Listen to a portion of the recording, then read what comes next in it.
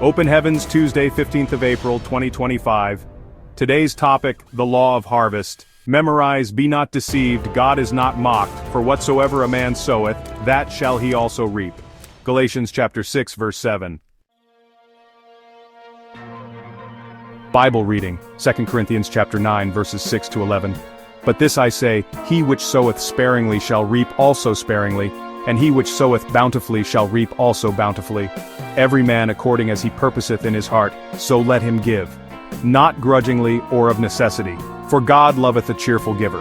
And God is able to make all grace abound toward you, that ye, always having all sufficiency in all things, may abound to every good work. As it is written, he hath dispersed abroad, he hath given to the poor, his righteousness remaineth forever.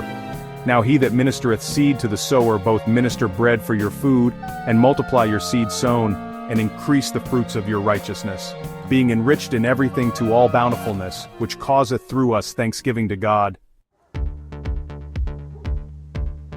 One of my sons was in a church service, and the Lord told him to give an offering of 1,000 naira, which was, a lot of money in those days.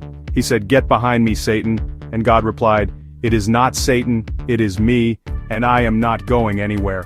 He kept trying to silence the voice that spoke to him, but the voice persisted. At last, he decided to give 500 naira, just in case it was God. The next week, a woman came to his office and gave him 50,000 naira. He was excited, because, it was a lot of money. As the woman was leaving, she turned back and said, "Sir, I'm sorry, but I have to confess this.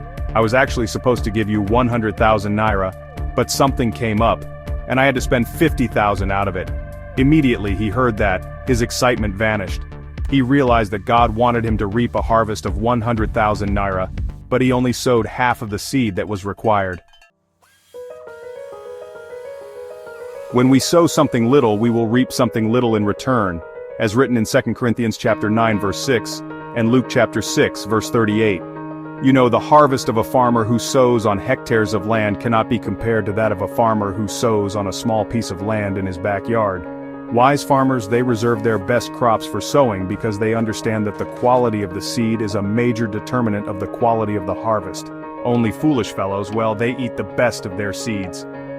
Whenever God blesses you, he places the seed for the next season and the bread for the present season in that blessing. Always, always recognize your seed and sow it. Seeds, they can come in many forms: actions, service, or even words.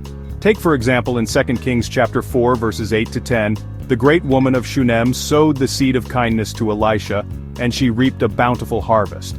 Her decision to set aside a space for the man of God to rest whenever he passed by her town was a seed, and that seed yielded multiple harvests. First, she reaped a harvest of fruitfulness after a long period of barrenness. Then she reaped a harvest of resurrection when her son suddenly died and was brought back to life. And lastly, she reaped a harvest of miraculous restoration. After returning to her city following a 7-year famine, she found that her land and house had been taken over, but they were restored to her, as recorded in 2 Kings chapters 4 through 8. I decree that all your good seeds will yield bountiful harvests in Jesus' name.